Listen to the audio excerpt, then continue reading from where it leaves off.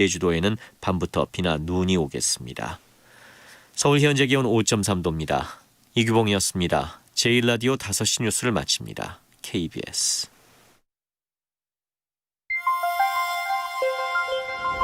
대한민국 중심 채널 KBS 1라디오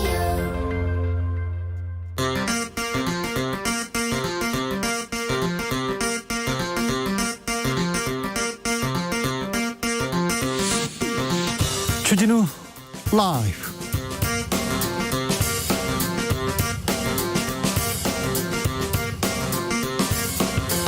(2020년 12월 22일) 화요일입니다. 안녕하십니까, 주진우입니다.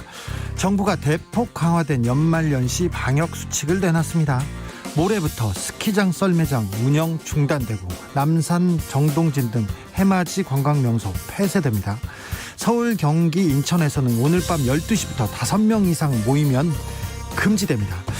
모레부터는 전국 식당에서 5명 이상 함께 밥 먹는 것도 안 됩니다. 코로나 확진자는 일주일 만에 800명대인데 하지만 긴장의 끈 절대 놓으면 안 되겠습니다. 연말연시 방역수칙 주스에서 정리해 보겠습니다.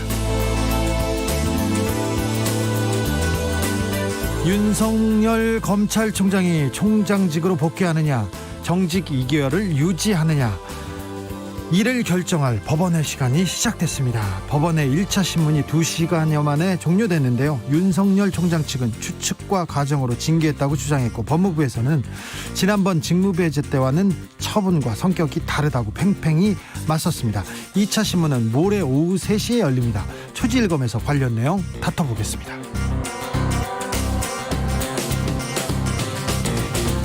내년 4월에 치러질 서울시장 재보궐선거가 100여일 앞으로 다가오면서 정치권에서 출마 선언 이어지고 있습니다. 지난 주말에 안철수 국민의당 대표가 야권 단일 후보로 나서겠다면서 출마를 선언했는데요. 국민의힘이 고민이 깊어지고 있는 것 같아요. 과연 야권의 서울시장 후보 누가 될까요? 과거 안철수 대표의 멘토로 활동했던 이상돈 중앙대 명예교수와 분석해 보겠습니다. 나비처럼 날아 벌처럼 쏜다. 여기는 주진우 라이브입니다.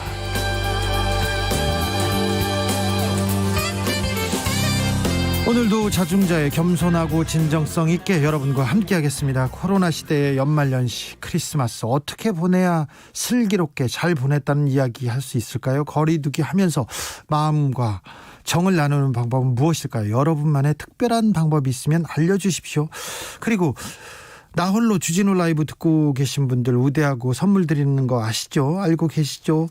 모바일 커피 쿠폰 준비했습니다. 어디서 뭐 하는지 듣고 계시면 알려주십시오. 소식 많이 전해주십시오. 샵 9730, 짧은 문자 50원, 긴 문자는 100원입니다. 콩으로 보내시면 무료입니다. 그럼 오늘 순서 시작하겠습니다.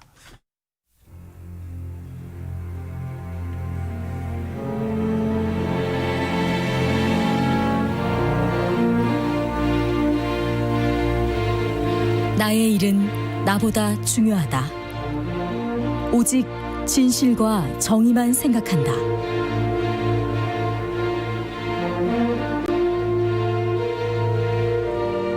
탐사 보도 기자 외길 인생 20년. 주진우 기자와 오늘도 함께 흔들림 없이.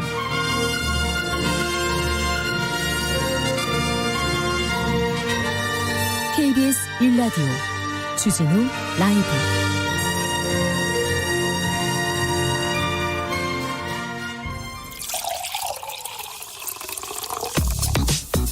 진짜 중요한 뉴스만 쭉 뽑아냈습니다. 주 라이브가 뽑은 오늘의 뉴스 주스. 정상근 기자 어서 오세요. 네, 안녕하십니까. 코로나 확진자 살펴볼까요? 네, 오늘 0시 기준 코로나19 확진자는 모두 869명입니다. 1000명대 확진자가 닷새 연속으로 나오다 보니까 이틀째 세 자릿수라는 게 다행인 듯 싶지만 결코 적지 않은 수이고요. 예. 지역사회 확진자 824명 나왔고 서울 309명 등 수도권이 546명이 나왔습니다. 누적 확진자 5만 1,460명이고요. 어제에 이어서 오늘도 사망자가 24명이나 집계가 되면서 네. 누적 사망자는 722명이 됐습니다. 누적 사망자는 722명이 됐습니다. 정부가 연말연시 특별 특별 방역 대책 발표했습니다. 네, 스키장을 비롯한 겨울 스포츠 시설 운영을 전면 중단하기로 했고요. 그리고 정동진이나 간절곶, 남산공원 같은 관광 명소도 폐쇄하기로 했습니다. 네. 크리스마스 이브부터 내년 1월 3일까지 조치가 이어집니다. 관광 명소, 해돋이 명소 다 폐쇄됩니다. 네, 그렇습니다. 그리고 전국 모든 식당에서 5인 이상 모임이 금지가 되고요. 이것은 강제 사항이기 때문에 최고 300만 원의 과태료가 부과됩니다. 종교시설의 경우에는 수도권에 적용 중인 사회적 거리두기 2.5단계 조치를 전국적으로 확대 적용해서 정규 예배, 미사, 법회 등은 비대면으로 해야 합니다. 파티룸 운영 안 되고요. 영화관은 오후 9시 이후에 문을 닫습니다.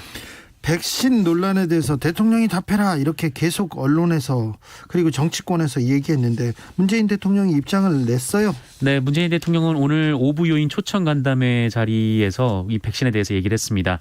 우리도 특별히 늦지 않게 국민들께 접종할 수 있을 것이라 믿고 있고 준비를 잘 하고 있다라고 밝혔습니다.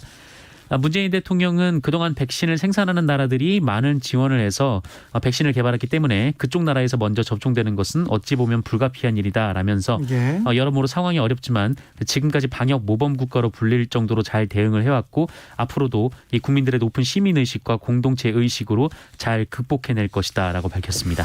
실제로 우리가 지금 코로나에 대해서 방역 모범 국가로 이렇게 불리고 있었지 않습니까? 네. 오늘 이 중앙방역대책본부에 따르면 20일을 기준으로 이 대한민국의 10만 명당 이 누적 확진자 수가 97.58명이 나왔습니다. 예. 이것은 OECD 37개 국가 중에서 36위에 달하는 수치인데요. 예.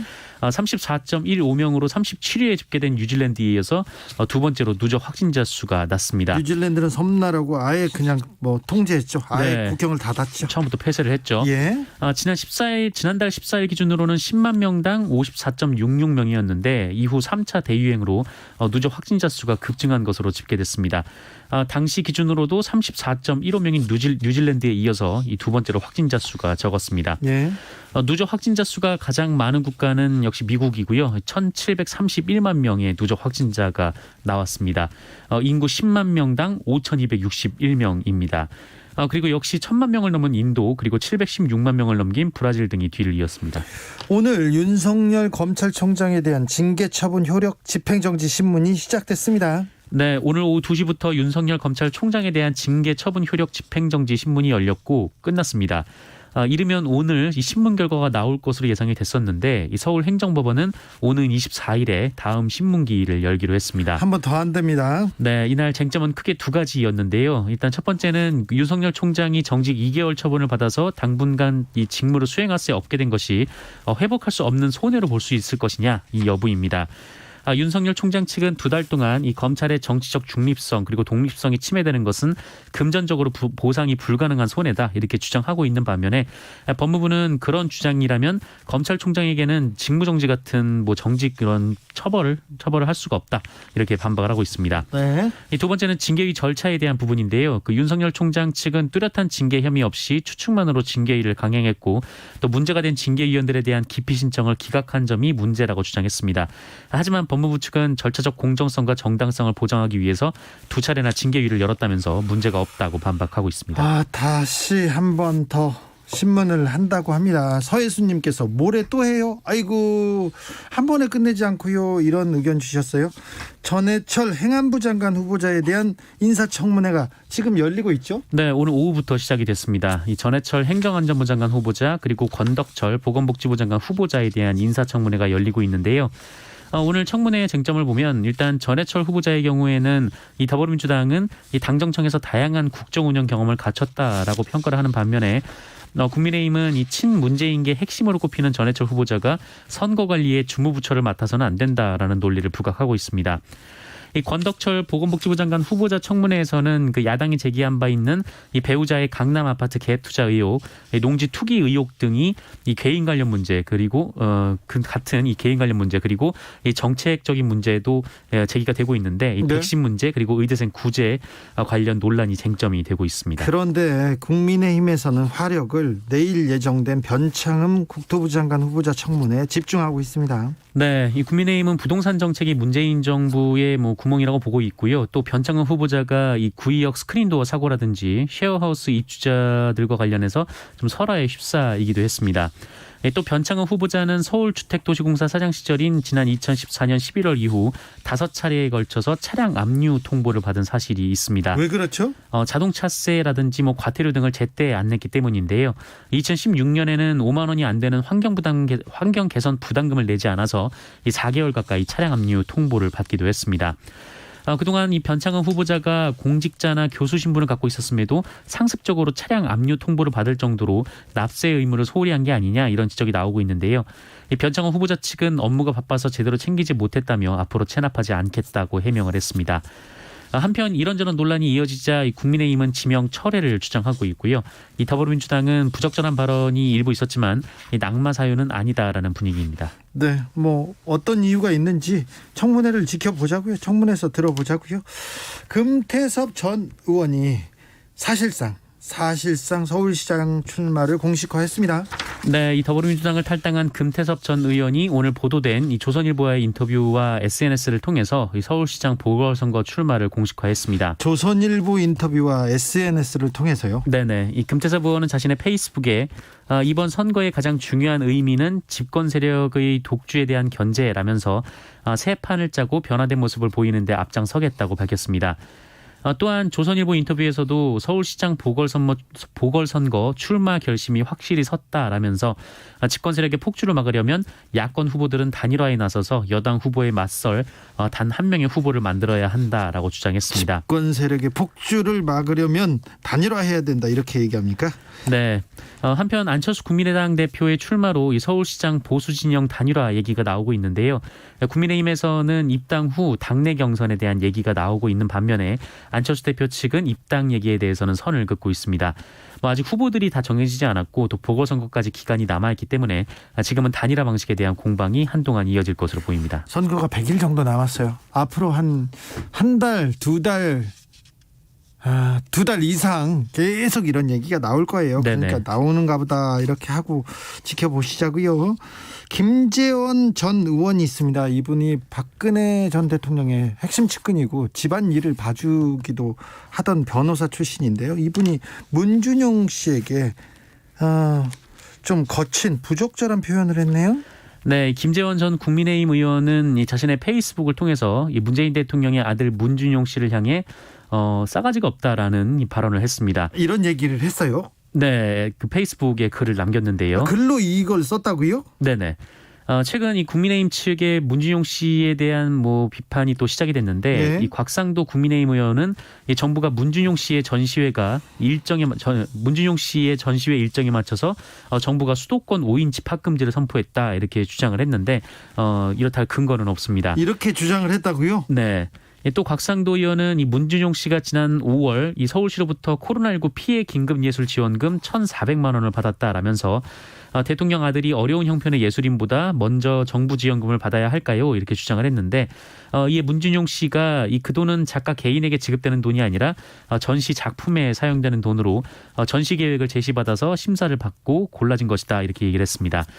그러자 김재원 전 의원이 이분 말하는 품새가 이런 네 가지가 없다 이렇게 얘기를 했다라는 것이죠.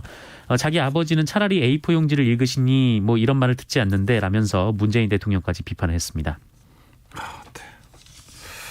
그래도 좀 너무 거친 언사가 아닌가 이런 생각도 듭니다. 국민의힘 전봉민 의원 편법 징역 계속 논란 커지고 있습니다. 네, 이 부산 수영구가 지역구인 국민의힘 초선 전봉민 의원은 914억 원의 재산을 신고해서 21대 국회의원 가운데 가장 많은 재산을 가진 국회의원입니다. 그러게요. 그런데 이 전봉민 의원 재산이 특히 2008년 이후 130배가 늘었다라고 하는데요. 어떻게 이렇게 많이 불을 불렸을까요? 네, 13배가 아니라 130배입니다. 네. 이것이 전봉민 의원 아버지의 건설사가 일감 몰아주기 그리고 떼어주기를 한 것이다라는 의혹이 불거졌습니다. 네. 이른바 편법 증여라는 건데요. 그런데 이 의혹을 취재하던 MBC 기자를 만난 전봉민 의원의 아버지가 보도를 하지 말아달라라면서 MBC 기자에게 3천만 원을 주겠다 이렇게 회유를 했다는 겁니다. 예. MBC가 공개한 보도에 따르면 이 전봉민 의원의 부친은 죽을 때까지 같이 가는 것이다. 나하고 인연을 맺으면 끝까지 간다라고 했고 이에 해당 기자는 제안을 거절하면서 이것이 부정청탁금지법 위반이라는 점을 고지했다라고 합니다. 네. 이에 대해 민주당과 정의당은 즉각적인 수사를 촉구했고요. 그리고 전봉민 의원도 방금 전에 입장을 밝혔습니다. 네. 전봉민 의원은 깊이 사죄드린다라면서 도의적 책임을 지기 위해 국민의힘을 탈당하겠다라고 밝혔습니다. 다만 일감 몰아주기 이 증여세 납부 의혹과 관련해서는 정상적인 절차와 규정에 따라 납부했다라고 주장했습니다. 2008년 12년 만에 130배 재산이 느는 게 네. 이게 뭐 신기의 재테크인데 이게 뭐 회장님 사장님 아들 아니면 불가능하지 않습니까? 그렇죠. 네. 12년 만에 130배가 늘었습니다. 국회의원으로서 이런 거 국민들한테 좀 가르쳐 주셨으면 좋겠어요. 어떻게 하면 이렇게 잘 먹고 잘 살게 되는 건지, 부를 이렇게 늘릴 수 있는 건지 좀 알아보고 싶습니다. 이거 취재가 더 필요한 것 같습니다. 5.18 민주화운동 진압에 나선 계엄군들이 있습니다. 계엄군 중에 사망자들이 나왔는데요. 전사자에서 순직자로 변경됐습니다. 네, 국방부가 오늘 5.18 광주 민주화운동을 진압하다가 숨진 계엄군 22명을 전사자에서 순직자로 변경했다라고 밝혔습니다. 전사라는 개념이 이 적과의 교전행위 또는 무장폭동 및 반란 진압을 위한 행위로 사망했을 경우를 의미하는데 그러나 대법원은 지난 1997년 5.18 광주 시민의 시위는 국헌을 문란하게 하는 내란 행위가 아니라 헌정 질서를 수호하기 위한 정당한 행위다라고 판결을 내린 바 있기 때문에 5.18 단체 측에서 이 계엄군 이 사망자들에 대한 이 전사 신분을 재심사해달라 이렇게 요청을 해왔었습니다. 그리고 국방부가 대법원 판결 23년 만에 이들을 전사에서 순직으로 변경을 했습니다. 네. 국방부는 이 계엄군들도 사실 대부분이 의무 복무 중인 하위 계급의 군인들이고 예. 또 엄격한 상명 하복의 상황에서 상부의 명령에 따라 임무를 수행했기 때문에 순직으로 인정한다라고 밝혔습니다. 네. 이들의 사망 구분이 전사에서 순직으로 바뀌었지만 유가족 연금 등 국가 유공자 혜택에 달라지는 것은 없습니다. 다만 현충원 묘비의 표식이 전사에서 순직으로 변경이 됩니다. 네. 그리고 이번 재심사에서 이 계엄군 전사자들의 순직자들의 이 사망 경위도 새로 조정이 됐는데요. 이전에는 이 22명 중 이 폭도 총에 맞아서 사망했다는 사람이 18명이었는데 재조사 결과 상호 5인 사격으로 인한 사망자가 13명으로 늘어났습니다. 5인 사격으로 인한 사망자가 13명으로 늘었습니다. 지난해 구하라법 논란 뜨거웠어요. 그런데 결국 구하라 씨의 친모가 유산의 40%를 상속받는 것이 확정됐네요. 네, 지난해 11월 이 구하라 씨가 사망한 후 구하라 씨 유족 간 유산 분쟁이 시작이 됐습니다. 20년 동안 연락이 닿지 않던 친모가 갑자기 등장을 해서 자신의 유산 상속분을 주장했기 때문인데요. 현행 민법상 배우자나 자녀가 없는 상태에서 숨진 구하라 씨의 재산은 이 부모가 절반씩 상속받을 수 있는데 예. 하지만 구하라 씨의 친오빠는 이 친모의 상속 자격이 없다라면서 소송을 냈고 또 부양 의무를 다하지 않은 부모의 상속권을 박탈해달라라며 법 개정을 요구하기도 했습니다. 법원의 판단이 나왔네요. 네, 법원 판단에 나왔는데요. 이 법원은 구하라 씨의 아버지와 오빠의 기여분을 20% 인정한다라고 판결했습니다. 이에 따라 아버지와 오빠 6 그리고 친모 4의 비율로 유산을 분할하게 됐습니다. 한부모 가정의 기여분을 인정하지 않아왔던 법원 판단이 달라진 건데 친모가 구하라 씨를 전혀 만나지 않았고 또 아버지가 방해했다는 정황도 보이지 않는다고 법원은 판단했습니다. 예. 하지만 구하라 씨 친오빠는 현재 민법 체계상 이 진일보한 판단이다라면서도 구하라법 통과를 다시 주장을 했습니다. 네, 구하라법은 지난 20대 국회에서 회기 만료로 폐기된 바 있는데요. 21대 국회에 다시 발의된 상황입니다. 주스 정상근 기자 함께했습니다. 감사합니다. 고맙습니다. 2697님께서 흠이 많아요. 후보자가 바쁘면 가족들 특히 배우자는 뭐 하셨나요? 이렇게 의견 주셨습니다. 8165님 우리나라를 10년 만에 130배 부강한 나라가 되는 묘수를 공개했으면 싶네요. 그러니까요. 이런 것 좀 알려주셨으면 좋겠어요. 우리 국회의원님들께서 자기 재산만 늘리지 마시고요. 3287님 인천 부평역에서 1호선 지하철 타고 이동 중인데요. 두 중년 여성이 나누는 얘기가 가슴을 먹먹하게 하네요. 이러다가 코로나가 아니라 돈 때문에 죽게 생겼어 얘기합니다. 네, 힘 좀 내셔야 될 텐데. 1075님 추운데 헬스장에 못 가서 야외 정동진 근처로 운동하면서 듣고 있어요. 정동진 폐쇄된다니 아쉽지만 그래야 한다고 봅니다. 춥네요. 손 시려워요. 어유 힘내세요. 감기 조심하시고요. 4831님께서 요즘 은행 달력 구하기 힘들어서 아이들과 함께 2021년 달력 만들어서 주진우 라이브 듣고 있어요. 매일매일 잘 듣고 있습니다. 아, 네. 감사합니다. 주진우 라이브에서 타임캡슐 프로젝트 진행 중이라는 거 아시는지요? 1년 후 나에게 보내는 메시지 보내주십시오. 나에게 아니면 누구에게, 이웃에게, 사랑하는 사람한테 보내는 메시지여도 좋습니다. 저희가 잘 보관하고 있다가 잘 전달하겠습니다. 8271님, 저 오늘 원래 몇 달 전부터 만나기로 한 친구랑 저녁에 술 마시려고 그랬는데 단계가 격상되어서 술 안 마시고 헌혈의 집 다녀왔어요. 오, 그리고 돌아오는 거리에 사람이 많지 않아서 우리나라 사람들 참 멋지다라고 생각했답니다. 8271님 참 멋지시네요. 훌륭하십니다. 교통정보센터 듣고 오겠습니다. 김한나 씨. 네, 이 시각 교통정보입니다. 지금 돌발 상황으로 더 어려워진 구간들이 있는데요. 먼저 서울 시내 동부간선도로 성수분기점 방면으로 장안교 부근에서 추돌 사고가 발생했습니다. 2개 차로가 막혀 있고요. 중랑교부터 장안교 쪽으로 운행이 어렵습니다. 올림픽대로 공항 방면은 청담대교에서 가양대교까지 길게 밀리고 있고요. 그 가운데 동작대교에서 한강대교 사이에서는 고장난 차량을 처리하고 있어서 도로가 더 혼잡해졌습니다. 계속해서 고속도로입니다. 경부고속도로 부산 방면 서울시 구간인데요. 반포나들목부터 서초 사이에서 추돌 사고가 발생해서 부근으로 밀리고 있고 이후로도 한남에서 서초 또 신갈분기점에서 수원까지 정체되고 있습니다. 또 옥산분기점 부근에서는 작업으로 속도 떨어지고 있습니다. 경인고속도로는 서울 방면인데요. 부평나들목 5차로에서 사고를 처리하고 있어 1km 여파받고 있고요. 수도권 제일순환고속도로 판교에서 일산 방면 청계 요금소 부근에서는 7km 작업 여파받고 있습니다. 이후로도 안현분기점에서 송내 구간 10km 사이에 차들이 많습니다. KBS 교통정보센터였습니다. 주진우 라이브.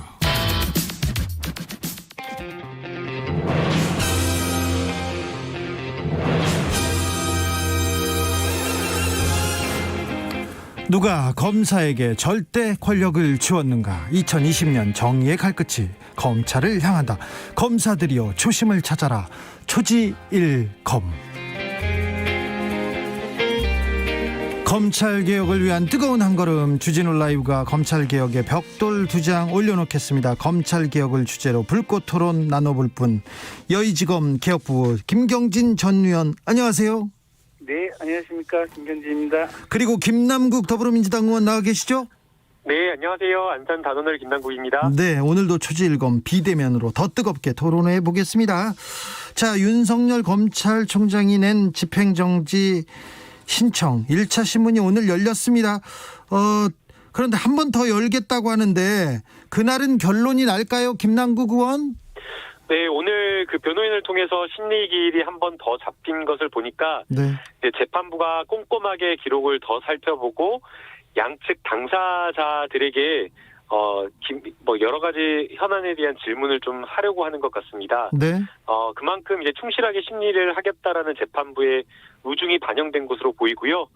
이제 결과가 심리기일 곧바로 나올 수도 있고 조금 심리기일 이후에 검토 후에 나온다라는 걸 생각을 했을 때 24일 검토기일 근방에서 나오지 않을까 이렇게 보고 있습니다. 김경진 의원님, 왜 오늘 결론을 못 내고 미뤘을까요? 저한테 물어보시는 거죠? 네. 예, 저도 김남국 의원님하고 생각이 똑같은데요. 그러니까 법원이 굉장히 신중하게 결정하겠다. 그러기 위해서는 한 번 더 기회를 열어서 물어보고 또 오늘 질문한 것을 바탕으로 해가지고 24일 날 그때 또 물어볼 부분들을 추가로 좀 찾아보겠다. 이런 아마 법원의 생각인 것 같고요. 네. 결론은 아마 24일 날 심리 종결하면 한 25일, 26일이나 27일쯤 나지 않을까 그렇게 예상해 봅니다. 아, 네. 자, 윤 총장 측에서는 직무수행을 못하게 되면 검찰의 독립성과 중립성 해치는 회복할 수 없는 손해 볼 수밖에 없다는 입장인데요. 회복할 수 없는 손해, 이 부분에 대해서 어떻게 생각하십니까, 김경진 의원님? 그러니까 이제 지금 대검 차장이 지금 검찰총장 직무대행을 하고 있고 그래서 이제 일선 검찰청에서 지휘해 달라라고 오면 지휘할 사안에 대해서 지휘를 하고는 있는데 네. 이제 그럼에도 불구하고 이 검찰총장 직무대행과 엄연히 인사청문회를 거쳐서 임기 2년이 보장된 정식으로 임명된 검찰총장의 지위는 다를 수밖에 없습니다. 그래서 이게 검찰총장이 제대로 된 지위를 하기 위해서는 어쨌든 정상적인 검찰총장의 지위를 하는 게 맞고요. 이게 만약에 윤 총장이 정직 2개월을 하게 된다면 사실은 2달 동안 이 해야 될 중요한 수사들이 사실상 스톱할 가능성이 크고 그래서 그뿐만 아니고 이 검찰 전체에 대해서 현재 현 정권에 대해서 수사를 하게 되면 니들도 똑같이 이런 꼴을 당한다 이런 메시지를 이 검찰 조직은 전원에게 주는 것이기 때문에 이 부분이 가장 중요한 회복할 수 없는 손해의 부분이 아닌가 지금 이렇게 생각이 되고요. 김남국 의원님. 네, 그 회복할 수 없는 손해를 대법원 판례를 보게 되면 금전적으로 환산이 가능한 것인지 금전적으로 보상이 가능한지를 기계적으로 좀 판단을 하고 있습니다. 그러나 이제 이번에 윤석열 총장의 이 직무와 관련된 회복할 수 없는 손해는 앞서 이제 김경진 의원님께서 말씀해주신 검사의 여러 임기제가 가지는 특성도 있고 또 검찰의 수사와 기소라고 하는 직무의 어떤 특수성이 있기 때문에 이러한 것들을 굉장히 재판부에서 심도 있게 판단을 할 것으로 보입니다. 그러나 이제 이게 양면이 좀 있는 건데요. 검찰의 어떤 정치적 중립과 독립성이 고도로 이렇게 보장되어야 되는 만큼 거꾸로 윤석열 총장에게 정치적 중립을 지키지 못할 사유가 존재한다라고 하면 직무를 유지하는 게 사실은 적절하지 않은 것이 될 수 있기 때문에 이 부분은 재판부가 여러 가지 종합적인 판단을 할 것으로 보이고요. 그리고 이제 또 하나 고려돼야 될 부분은 인사권자가 재량에 따라서 징계를 했는데 징계 사유가 인정된다고 해서 징계를 했는데 재판부가 이렇게 집행정지 결정을 쉽게 인용을 해버려가지고 계속해서 직무를 복귀시켜버리게 되면 사실상 인사권자가 가지고 있는 징계권은 형해화돼 버리는 그런 문제가 있습니다. 그래서 아마 재판부에서는 지난번에 그 징계하는 과정에서 있었던 1차적인 집행정지 인용 결정과는 좀 다르게 징계의 양정이라든지 이러한 것들 그리고 징계 사유가 타당한지 여부를 종합적으로 판단하지 않을까 이렇게 좀 예상을 합니다. 김경진 의원님. 그러니까 이제 이런 거죠. 이제 이 윤 총장이 이제 현 정권에서 입맛에 맞는 수사를 할 때는 우리 총장님, 우리 서울지검장님, 우리 윤석열 검사님 이렇게 축해 세우고 이렇게 고속 승진 시키다가 그게 아닌 상황이다 싶으면 이렇게 이제 이 발로 차서 쫓아내는 이런 상황들이 현재 정치 권력이 지금 검찰을 사유하겠다라고 하는 의지를 지금 노골적으로 드러낸 것으로 보이고요.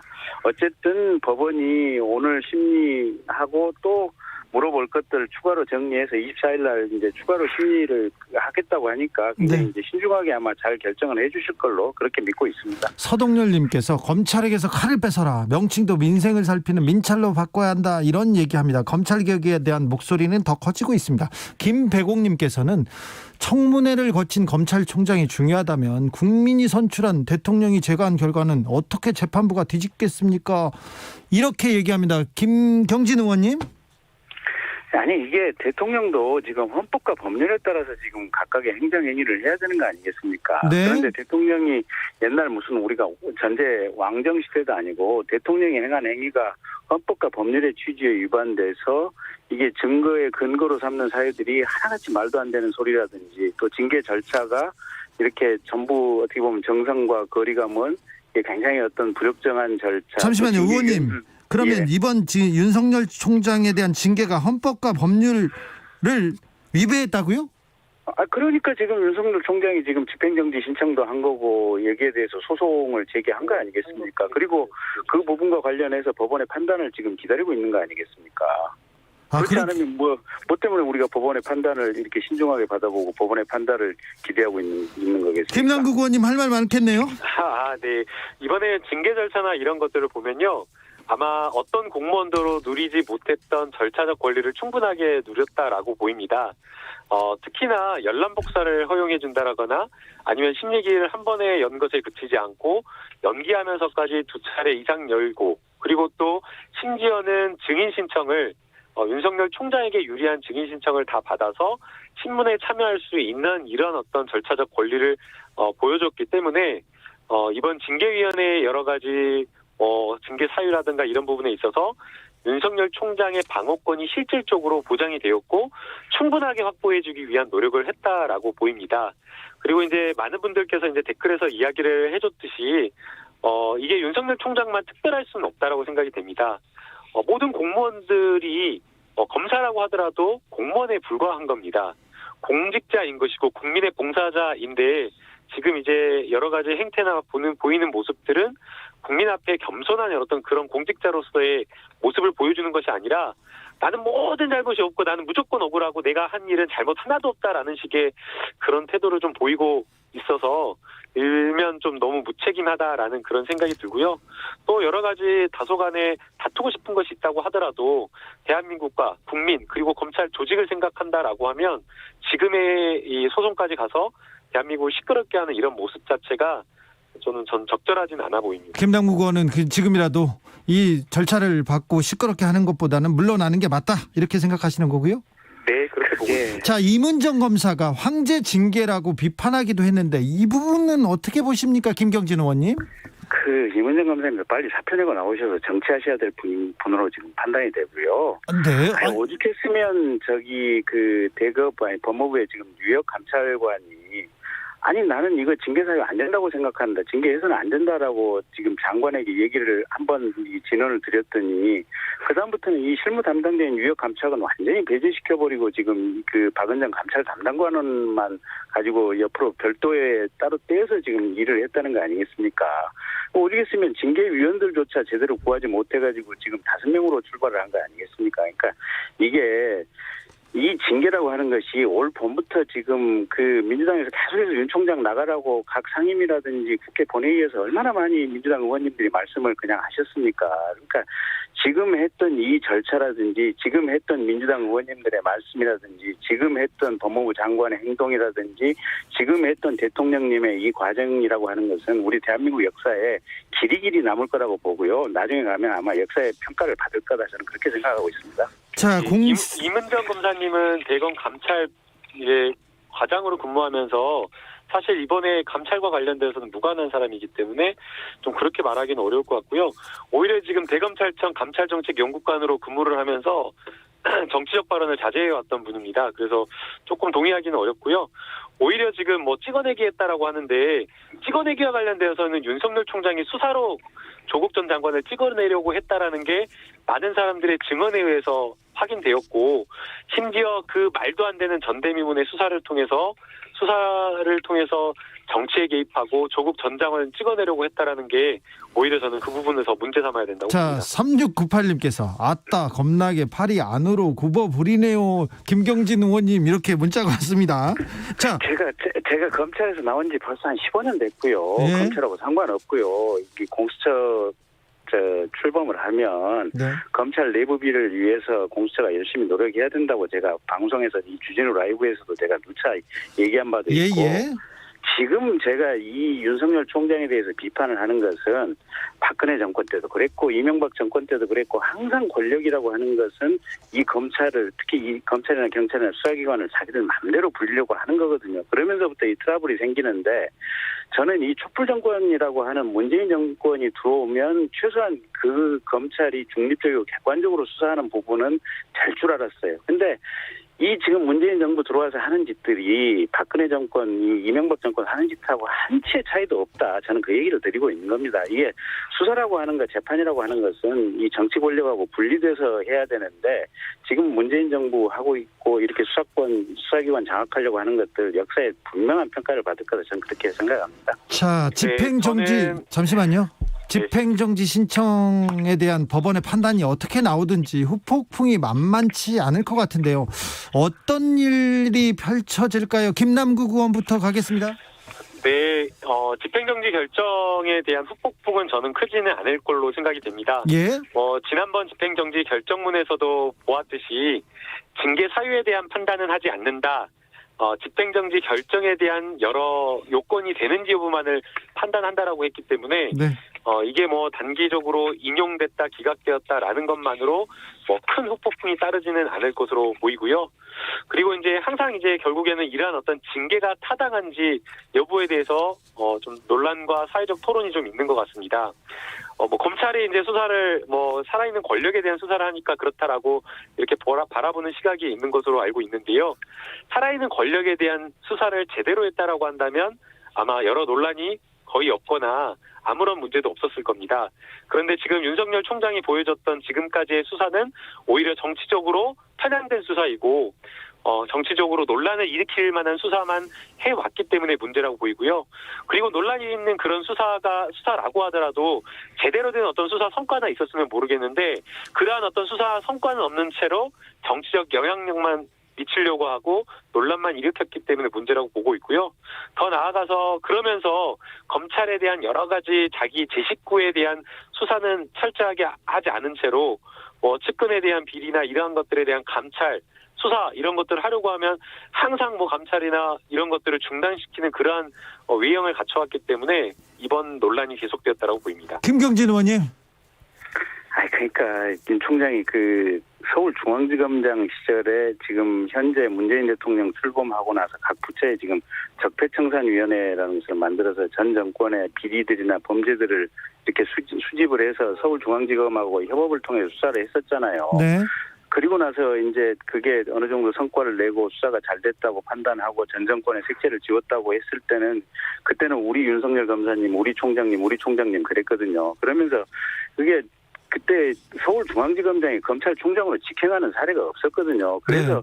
오죽했으면 지금 윤 총장 변론을 맡고 있는 당시에 이완구 변호사도 이완규 그때는 검사였죠. 그때도 이게 검사들 보고 정권에 영합하라는 뜻이기 때문에 이건 잘못된 것이다. 이 고속성지 시키면 안 된다라고 내부에서 얘기도 있었고 또 형사법 학자들이 있었는데 어쨌든 그때는 그러다가 이게 지금 문정부 관련된 울산시장이라든지 지금 월성 원자력이라든지 조국 사건 수사를 하니까 이게 이제 이 나쁜 놈들이네 검찰이 언제부터 니들이 이런 수사를 해 이러면서 이게 지금 자투리를 시작한 거 아니겠습니까? 그러니까 이런 전체 일련의 과정이 현 정부 역시 이게 검찰을 우리 편 검찰로 만들겠다 이런 검찰 사유의 의지를 노골적으로 드러냈다라고 지금 보고 있는 거고요. 어쨌든 대체로 국민들의 대부분의 생각이 지금 윤 총장에 대한 징계극 이런 것들이 일종의 현 정권에 의해서 만들어진 코미디다. 지금 대체로 이렇게 생각을 하는 것 같아요. 대체로는 아닌데. 자, 김성수님 의견입니다.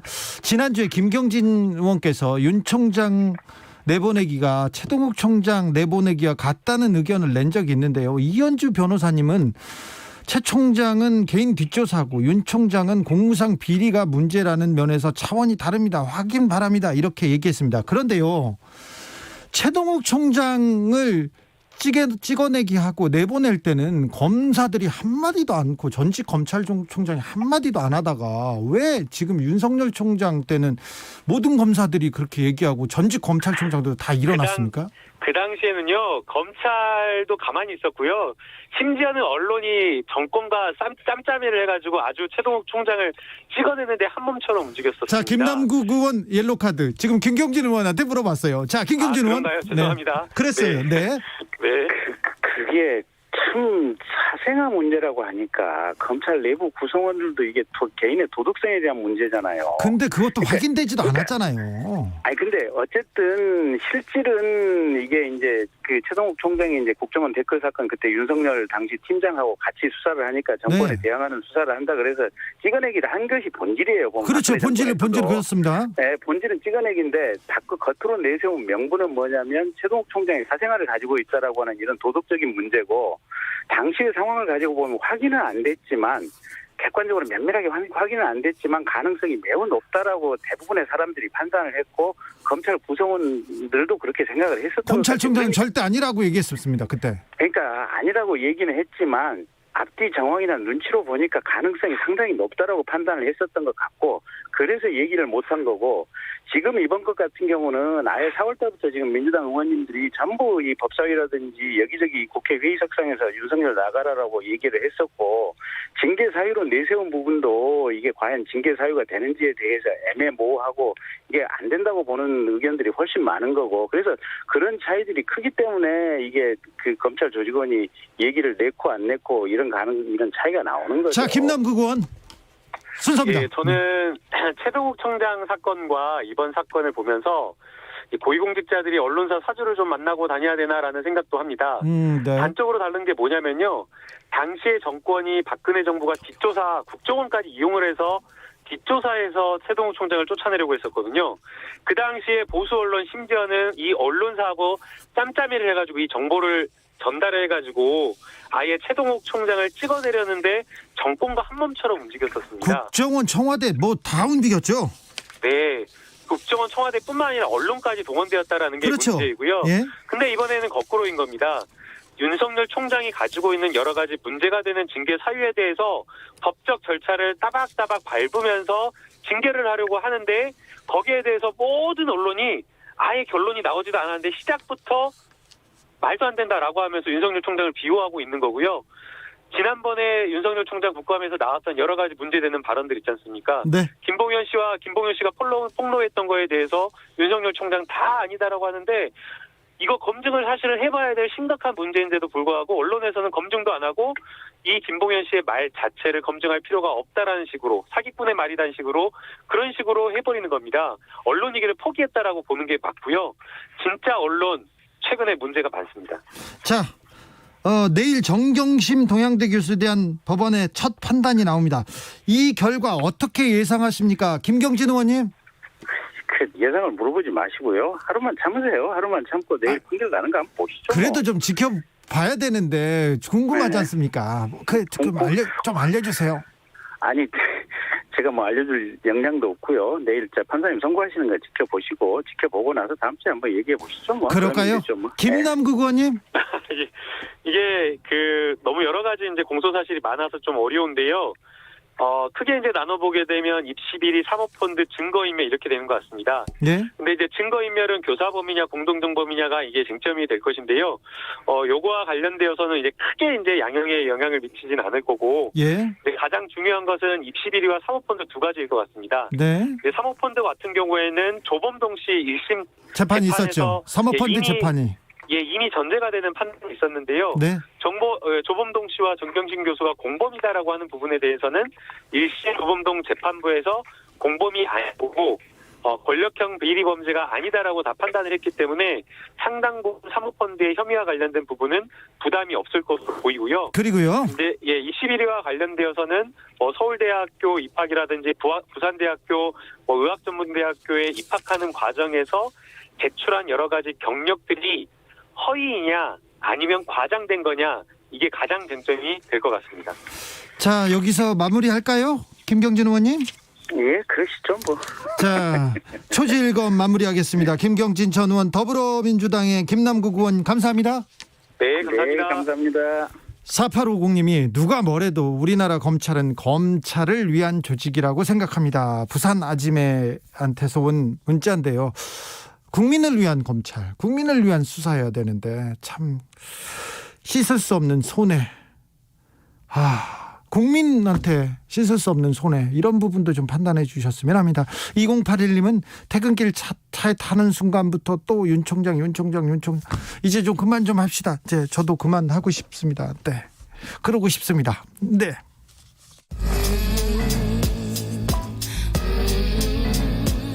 나비처럼 날아 벌처럼 쏜다.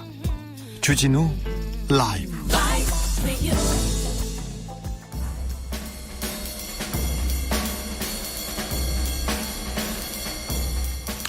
느낌 가는 대로 그냥 고른 뉴스 여의도 주필.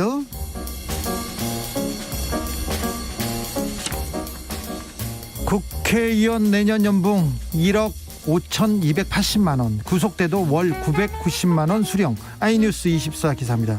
내년 국회의원 월급이 올해보다 0.6% 인상된 1억 5,280만 원가량으로 확정됐다고 합니다. 한 달의 기본수당이 756만 원입니다.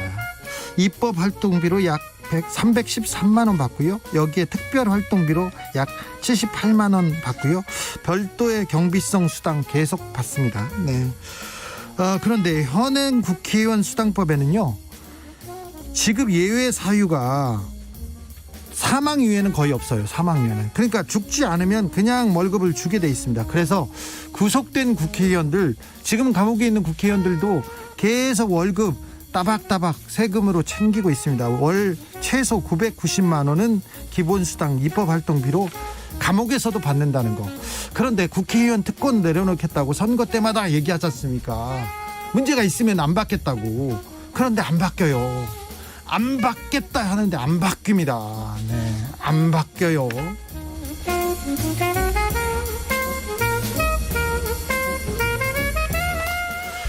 친구 6명이 만나서 3명씩 2테이블로 쪼개 앉으면 괜찮나요? 한겨레 기사입니다. 서울, 경기, 인천 수도권 3개 지방정부 오늘 밤 0시부터 다음 달 3일까지 5명 이상 사적 모임 금지하고 있습니다. 그런데 궁금한 게 있어요. 5인 가족 외식 되나요? 이렇게 하는데 5인 이상 가족이 모이는 거는 됩니다. 그런데 사적 모임이 금지돼 있어요. 그래서 자택에서 모이든 외부 시설에서 모이든 주민등록상 거주지가 같은 사람은 괜찮습니다. 그러니까 사적 모임은 안 되는데 가족 모임은 괜찮습니다. 가족 5명이 주민등록 등본 들고 가서 우린 가족이에요. 그러면 이거 괜찮답니다. 자, 서울 시민 1명이 제주도로 여행 가서 제주 시민 4명과 모이면 괜찮나요? 안 됩니다. 수도권 시민을 대상으로 한 행정명령입니다. 그렇기 때문에 어느 지역이든 5명 이상 모임을 해서는 안 됩니다. 수도권 사람이 1명만 포함되지 않습니까? 요거 안 된다고 합니다. 또 다른 내용도 살펴볼까요? 자, 모임에 6명이 갔어요. 6명이 갔는데 3명씩 2테이블로 쪼개 앉는 건 가능한가요? 이렇게 물어보는데 음식점 업주를 속인 채로 6명이 함께 와서 3명씩 2테이블로 쪼개 앉는 거는 사실 단속할 방법이 없다고 합니다. 그런데 같이 가지 않습니까? 이거 걸립니다. 일단 기본적으로 가족 위에는 모이지 말라는 게 이번 행정명령의 취지예요. 그러니까 점심시간에 직장 동료끼리 5명 이상 식사 금지됩니다. 달량님께서 한솥밥 먹지 않으면 그냥 모이지 맙시다. 이래야 됩니다. 자, 모임이 열리면 어떻게 되는지 하면요, 관리자, 운영자, 그러니까 업주도 처벌받아요. 300만 원 이하의 과태료. 그러니까 5명 이상 모여 있어요, 밥 먹어요, 이런 거 신고하지 않습니까? 그러면 그분은 300만 원까지 과태료를 낼 수 있습니다. 참여한 사람도 10만 원 과태료 내야 됩니다. 그러니까 가족 말고는 모이지 말고 밖에 나가지 말라는 게 이번에 행정명령의 취지라는 거 다시 한번 강조합니다.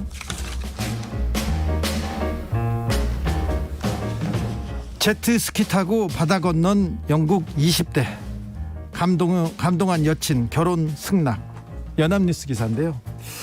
스코틀랜드에 사는 데일 맥로란이라는 사랑꾼이 있습니다. 28살인데요. 이분이 자기 애인을 만나기 위해서 제트스키를 타고 4시간 30분 동안 섬으로 이렇게 이동했어요. 제트스키가 뭔지 아시죠?